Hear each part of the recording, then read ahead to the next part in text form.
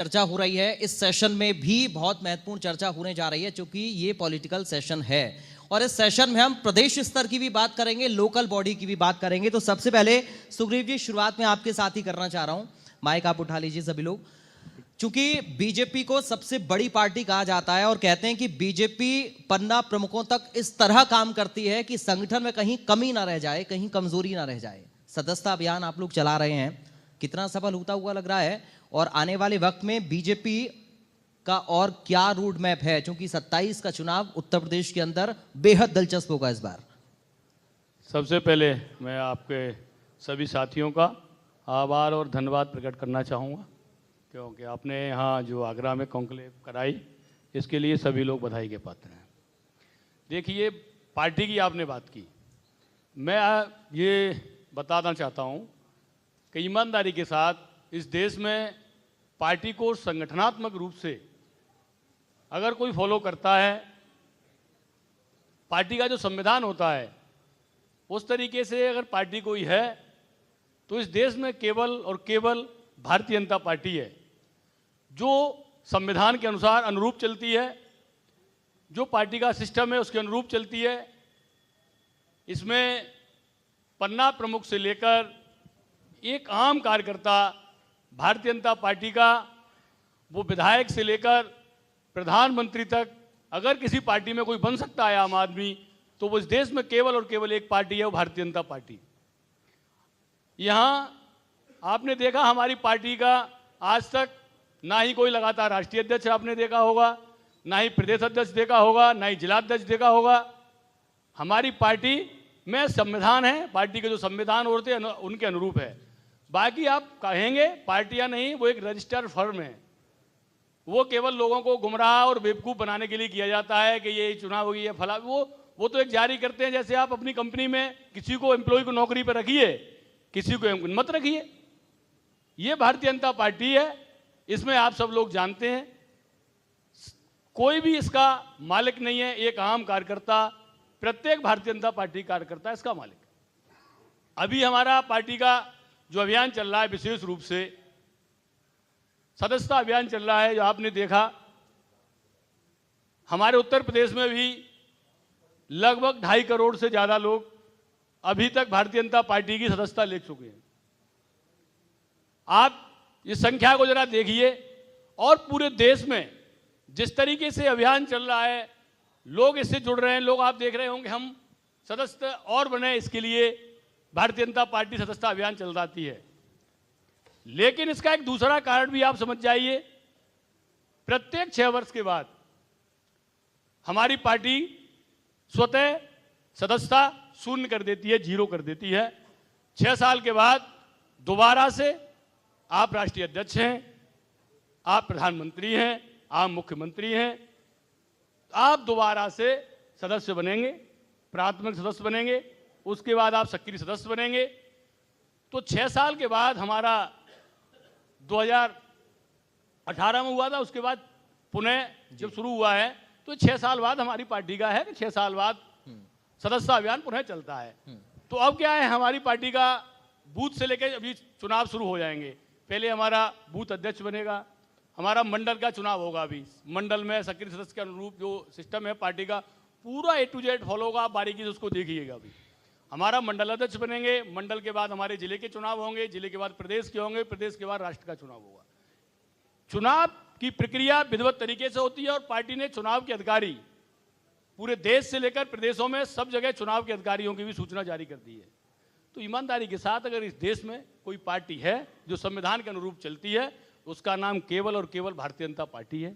ठीक है, सुधीर गर्ग जी, आपके ऊपर लोकल बॉडी की जिम्मेदारी, आप चेयरमैन हैं और कहते हैं कि जो लोकल बॉडी होती है वो विकास की नींव होती है।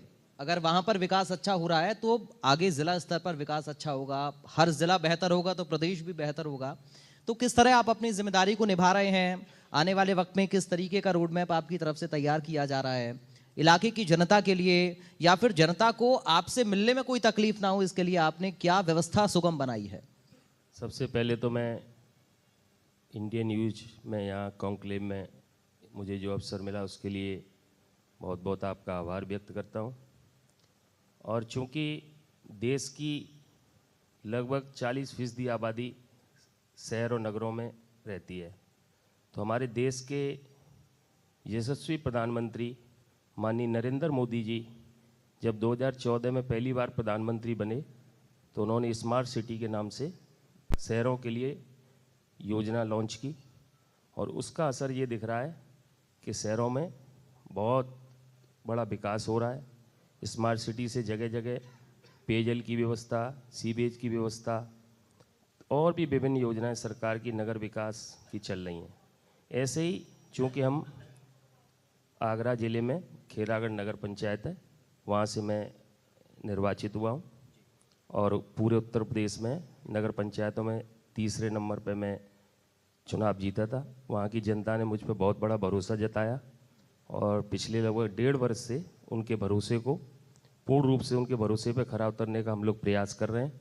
और हमारे प्रदेश के लोकप्रिय मुख्यमंत्री जो इस प्रदेश को उत्तम प्रदेश बनाना चाहते हैं और हमारे उत्तर प्रदेश सरकार के नगर विकास के जो मुखिया हैं, जो कि प्रशासनिक अधिकारी रहे हैं, उनकी प्रशासनिक क्षमताएं हैं, उसका बहुत बड़ा लाभ नगर विकास विभाग को मिल रहा है।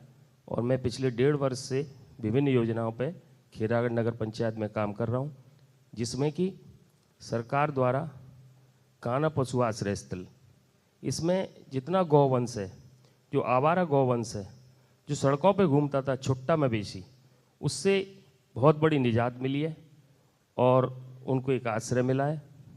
गौ माता हमारी माता है, भारत में गौ माता का बहुत सम्मान का दर्जा है, तो उसके लिए बहुत बड़ा काम नगर विकास विभाग कर रहा है।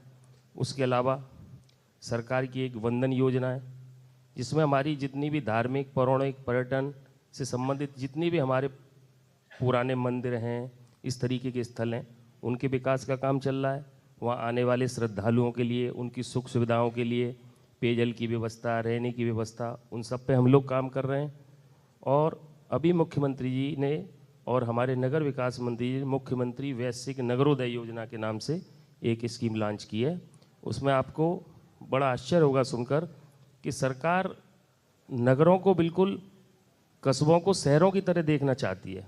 उस दृष्टिकोण से ये योजना है।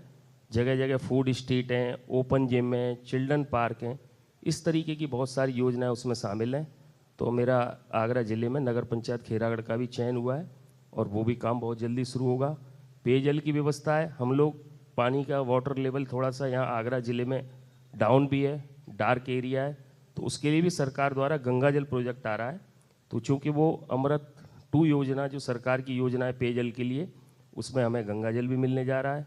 तो ऐसे तमाम बहुत सारी योजनाएं सरकार की ऐसी हैं, जैसे कि भाई नगरों में जो रहने वाले लोग हैं उनका आर्थिक स्तर कैसे ऊंचा उठे, आर्थिक रूप से कैसे मजबूत हों, इसके लिए सरकार ने PM स्वनिधि योजना लागू की, जिसमें रेहड़ी पटरी व्यवसायी जो सड़कों पर ठेले लगाते हैं उनके लिए 20,000 रुपये तक का एक ऋण उन्होंने वो भी रखा और उसका भी बहुत लोगों ने लाभ लिया। और बहुत बड़ी योजना, जो लोग निराश्रित हैं, बेसहारा हैं, जिन पर आवास नहीं है, छत नहीं है, उनके लिए प्रधानमंत्री आवास योजना से अब हमारे खेरागढ़ जैसे छोटे से कस्बे में नगर पंचायत में अभी तक 2200 आवास मिल चुके हैं पिछले 5 वर्ष में। और भी अब दोबारा प्रधानमंत्री आवास योजना का 2य चरण शुरू होने जा रहा है, वो योजना शुरू कर दी माननीय प्रधानमंत्री जी ने। और अभी एक योजना जिस पर बहुत काम हो रहा है कौशल विकास मिशन के लिए, स्किल डेवलपमेंट के लिए, उसमें PM विश्वकर्मा योजना है, जिसमें हम लोगों को चयनित कर रहे हैं, जिसमें दर्जीगिरी का काम करने वाले हैं, लोहार का काम करने वाले हैं, मिट्टी के बर्तन बनाने वाले, मतलब हस्तशिल्प से लेके जितनी भी अपने अंदर अगर कुछ भी अगर करने की क्षमता है तो उसको हम चयनित कर रहे हैं। और चयनित करने के बाद उसको फिर विधिवत रूप से प्रशिक्षण देंगे और प्रशिक्षण देने के बाद उस प्रशिक्षण का जो किट है वो किट भी देंगे जिस उसने फील्ड में काम किया, फिर उसको आर्थिक रूप से सहयोग भी करेंगे बैंकों के माध्यम से। तो हम आर्थिक रूप से भी उनको सुदृढ़ करने का बहुत काम कर रहे हैं। और पूरा प्रदेश का जो नगर विकास विभाग है माननीय के शर्मा जी के नेतृत्व में बहुत विकास की ओर जा रहा है। इसके लिए सरकार का बहुत बहुत प्रयास जारी है। श्रीकांत त्यागी जी ब्लॉक प्रमुख हैं आप यहाँ से, किस तरह विकास कार्यों को बढ़ावा दे रहे हैं, कैसे कार्य कर रहे हैं और कैसे लोगों को लाभ पहुंचे, इसके लिए प्रयासरत हैं? पहले मैं इंडिया न्यूज परिवार को बहुत बहुत धन्यवाद देना चाहता हूं कि हम 100 लोगों को आमंत्रित किया। जिस प्रकार से जितनी भी सरकार की योजनाएं हैं वो मूलभूत रूप से विकास खंड से होकर ग्राम पंचायत तक उतरती हैं। तो जितनी भी आपने चाहे किसानों की योजनाएं हैं, जैसे किसान सम्मान निधि की बात करें जो प्रधानमंत्री जी की अभूतपूर्व जो योजना है, इसमें किसानों को सम्मान निधि के तौर पर 6,000 रुपये पर साल मिलने का काम होता है। तो प्रत्येक ब्लॉक पर जो सचिवगण होते हैं वो किसानों को किसान सम्मान निधि दिलवाने का काम करते हैं, और जो भी किसान उससे वंचित रह जाते हैं उनको रजिस्टर्ड करके किसान सम्मान निधि दिलवाने का काम करते हैं। इसी माध्यम से किसानों को एक एफपीओ के माध्यम से एग्रीकल्चर में एक 16,80,000 की योजना चल रही है, जो एक पूरे गांव के एक किसान संगठन बनाता है। एफपीओ के माध्यम से एक 16,80,000 के संयंत्र मिलने का काम होता है, जिसमें ट्रैक्टर, ट्रॉली, पूरे संयंत्र मिलने का काम होता है 80% की छूट पे। तो ये एक माननीय मुख्यमंत्री जी की, माननीय प्रधानमंत्री की ऐसी योजना है जो किसानों को सीधे सीधे मिलने का काम होता है। इसी पर आप देख सकते हैं प्रधानमंत्री आवास योजना के अंतर्गत प्रत्येक बेघर को घर मिलने का काम होगा, जो विकास खंड पर ग्राम पंचायत लेवल पर उतरकर प्रत्येक सर्वे कराया जा रहा है। कोई भी ग्राम पंचायत के कोई किसी भी गांव का कोई भी बेघर आदमी जो जिस पे घर नहीं है उसको घर मिलने का काम 2030 तक माननीय प्रधानमंत्री जी की योजना है, सबको घर मिलने का काम होगा। इसी माध्यम से आप देख सकते हैं मुख्यमंत्री सामूहिक विवाह योजना है, जिसमें 51,000 रुपये प्रत्येक जो हमारी बहन बेटी हैं जो 51,000 रुपये माननीय मुख्यमंत्री देने का काम करते हैं, जो प्रत्येक ब्लॉक स्तर पर सभी ब्लॉकों में काम होने का काम होता है, जिसमें 35,000 रुपये उसके खाते में आते हैं और लगभग 16,000 का सामान उनको मिलने का काम होता है। इसी प्रकार से वृद्धावस्था पेंशन योजना है, आपका विधवा पेंशन योजना है। इनके माध्यम से सरकार की जितनी भी योजना है वो विकास खंड के माध्यम से नीचे उतरने का काम होता है। श्रीकांत जी, मैं इसमें एक काउंटर करना चाहूँगा, फिर आप इसमें एड ऑन कर दीजिएगा अपना जवाब। योजनाएं तो बहुत सारी आ जाती हैं लेकिन धरातल पर नहीं उतर पाती हैं, इम्प्लीमेंट उन पर नहीं हो पाता है। अगर हो भी जाता है तो लोग उसके लिए अवेयर रूरल एरियाज में नहीं होते हैं। तो उन लोगों को अवेयर करने के लिए आप क्या कर रहे हैं? चूंकि ब्लॉक डेवलपमेंट हो ये आपकी जिम्मेदारी है, लेकिन लोग भी अवेयर हों इसके साथ साथ ये भी आपकी जिम्मेदारी है। जिस प्रकार से आपने देखा होगा कि 2014 से पहले जैसे ही सरकार भारतीय जनता पार्टी केंद्र में सरकार बनी, 2017 में उत्तर प्रदेश में सरकार बनी है, उससे पहले आपने देखा होगा कि 2017 के बाद यूपी में प्रत्येक ग्राम पंचायत में सचिवालय बनने का काम हुआ और उन सचिवालयों में एक एक सहायक नियुक्त किया गया। उन सहायक और सचिवालय का काम सिर्फ यही है कि जो लोग गांव से निकलकर बाहर नहीं जा पाते उन लोगों का काम रजिस्टर्ड सचिवालय वही होगा। उनका जो भी जितनी भी योजनाएं चल रही हैं उनको सचिव के माध्यम से, ग्राम पंचायत के माध्यम से वो अपने गांव में ही, क्योंकि आप समझते हैं मुख्यालय पर नहीं पहुंच पाते लोग, लेकिन अपना जो सचिवालय उसके गांव में होगा तो निश्चित तौर पर वहाँ की योजनाओं का लाभ ले पाएगा। तो इसी प्रकार से माननीय मुख्यमंत्री जी ने प्रत्येक ग्राम पंचायत में एक सचिवालय बनाने का काम किया और जितने भी आप ब्लॉक प्रमुख देखेंगे, प्रत्येक ब्लॉक प्रमुख जो भारतीय जनता पार्टी से बिलोंग करता होगा निश्चित तौर पर ब्लॉक पर बैठने का काम करता होगा और जन समस्याओं का निदान करने का काम करता होगा। क्योंकि हम जमीनी स्तर पर जाकर जब जमीनी स्तर पर जाएंगे तो निश्चित तौर पर जो लोग योजनाओं से छूट रहे हैं या वंचित हैं, जब हम गांव में बैठक करेंगे, आपने देखा होगा गांव में एक पंचायत भी जुड़ती है। अब पहले पंचायत वैसी कागजों में जुड़ती थी, अब पंचायतों में ब्लॉक प्रमुख भी उपस्थित होता है, विधायक भी उपस्थित होता है, सचिव भी उपस्थित होता है, समस्त अधिकारीगण उपस्थित होते हैं, तो वहाँ की समस्याओं का निदान होने का काम होता है। अच्छा, किसान सम्मान निधि की आपने बात कही। किसान सम्मान निधि को कैसे पात्रता, तमाम ऐसे किसान हैं जो जिनको किसान सम्मान निधि नहीं मिल पा रही है, ऐसे लोगों को कैसे आप लोग मदद कर रहे हैं, कैसे उनको पात्रता की श्रेणी में ला रहे हैं? जिस प्रकार से किसान सम्मान निधि की पात्रता है, प्रत्येक सचिवगण, प्रत्येक जो सचिवालय बनाए गए हैं उन सचिवालयों के माध्यम से पत्रक बंटवाए गए हैं और जिसके अगर उस पर एक बिस्वा भी जमीन होगा तो उसको किसान सम्मान निधि मिलने का काम होगा। एक सवाल सुधीर जी आपसे मेरा ये है, सुग्रीव जी आपसे मेरा ये है कि उत्तर प्रदेश में पॉलिटिकल बयानबाजी इस वक्त एनकाउंटर को लेकर बहुत चल रही है और चुनाव के नज़दीक हम देखते हैं कि ये वाली पॉलिटिक्स बहुत होती है।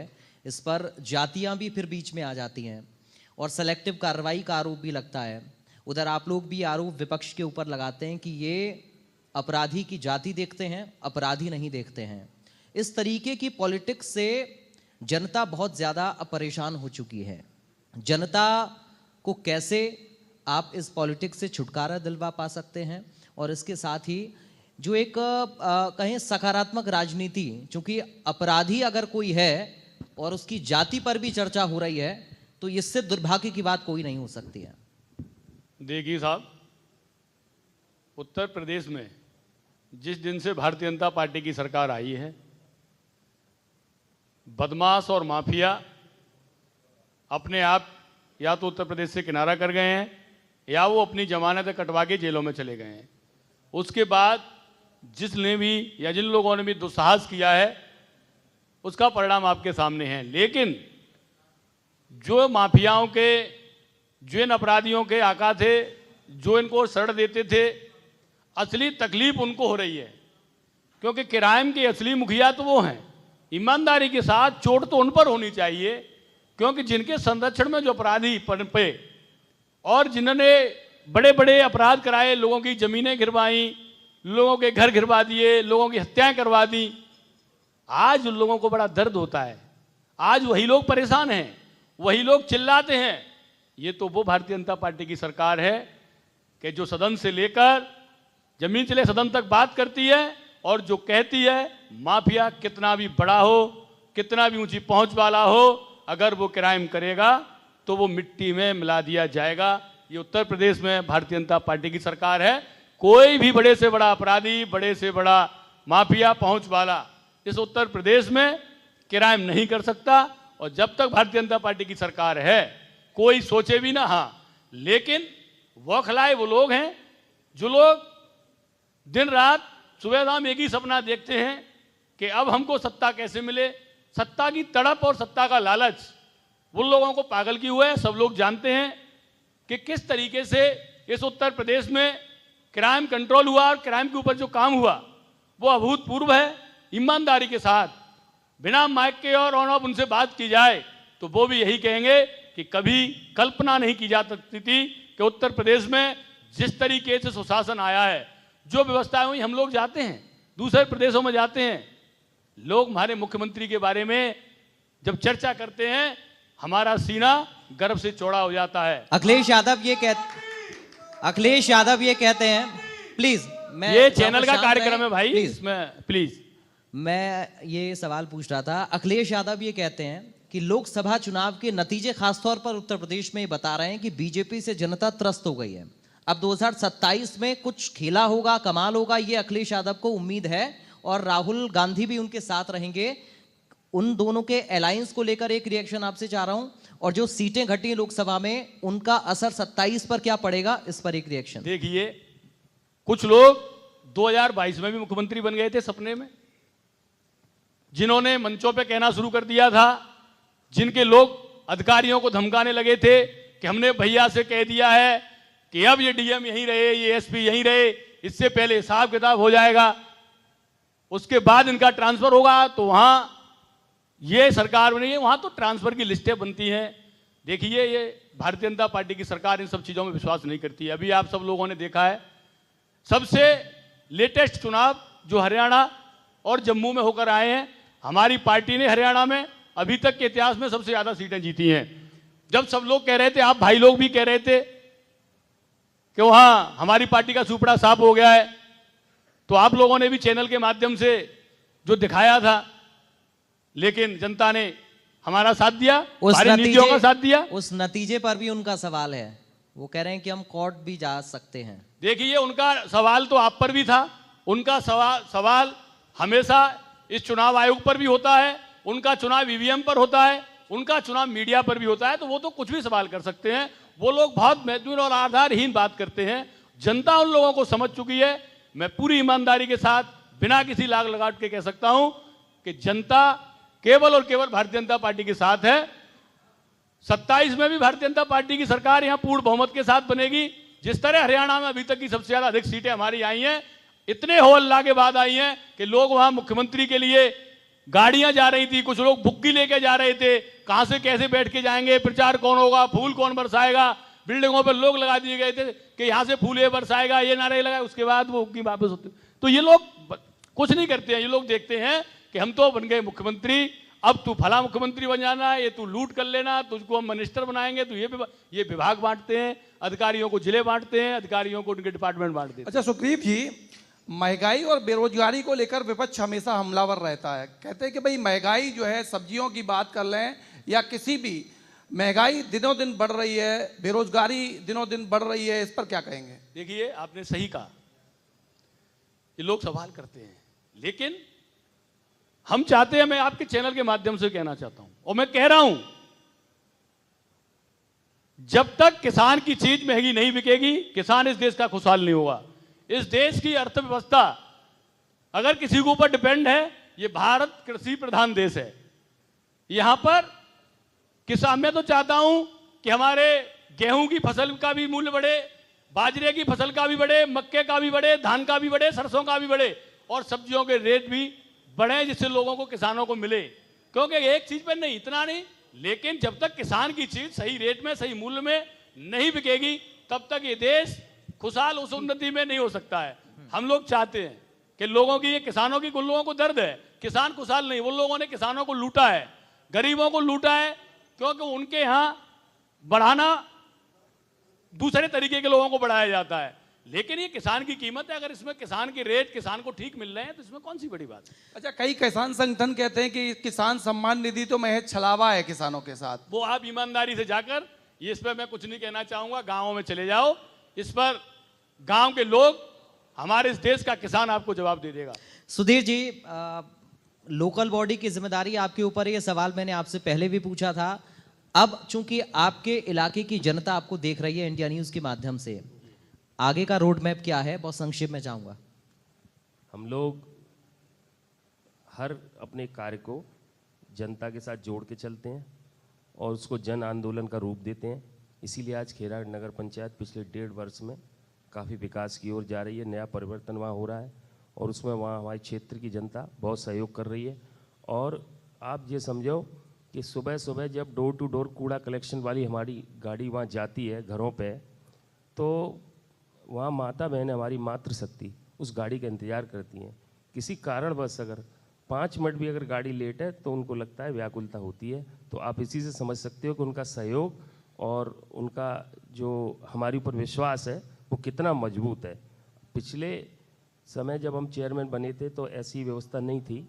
अब हमने जगह जगह हर गली में और अपनी जो व्हीकल है गाड़ी वहाँ लगा रखी है, डोर टू डोर कूड़ा कलेक्शन हो रहा है। समय समय पे जन जागरण के लिए स्वच्छता सेवा पखवाड़ा है। माननीय प्रधानमंत्री जी के जन्मदिन पे हम लोगों ने 10 दिन का स्वच्छता सेवा पखवाड़ा भी मनाया था, उसमें लोगों को प्रेरित भी किया था।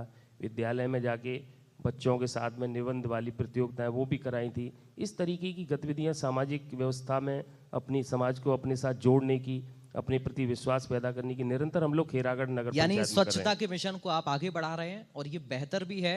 स्वच्छता बहुत ज़रूरी है, इसकी चर्चा समय समय पर होती भी रही है। चूंकि वक्त इस सेशन के लिए मुझे और मेरे सहयोगी सौरभ को अभी इतनी ही इजाज़त दे रहा है, इसलिए आप तीनों खास मेहमानों का बहुत शुक्रिया करूंगा। आज इंडिया न्यूज़ के मंच आगरा में हमने हर एक सेक्टर को छूने की कोशिश की। शिक्षा पर भी बात की हमने, स्वास्थ्य पर भी बात की, तो हमने रियल एस्टेट पर भी बात की है, तो इसके साथ ही हमने राजनीति की भी बात की है और राजनीति की बात के साथ साथ हमने पुलिस व्यवस्था की भी बात की है और ये समझने की कोशिश की आज मंच आगरा के जरिए कि आखिर आगरा विकास के पहिए पर कहाँ है, आगरा का जो विकास का पहिया है वो कितनी रफ्तार से घूम रहा है, आगरा के विकास की जो धार है उसमें कितनी वो धार कितनी पैनी है। तो आज हमने इन तमाम विषयों को छुआ और आगरा के विकास को समझा। इंडिया न्यूज़ के मंच का सिलसिला लगातार जारी रहेगा। फिलहाल इंडिया न्यूज़ के मंच आगरा में मेरे साथ इतना ही। मेरी पूरी टीम की तरफ से आप सभी दर्शकों का शुक्रिया। आप लोग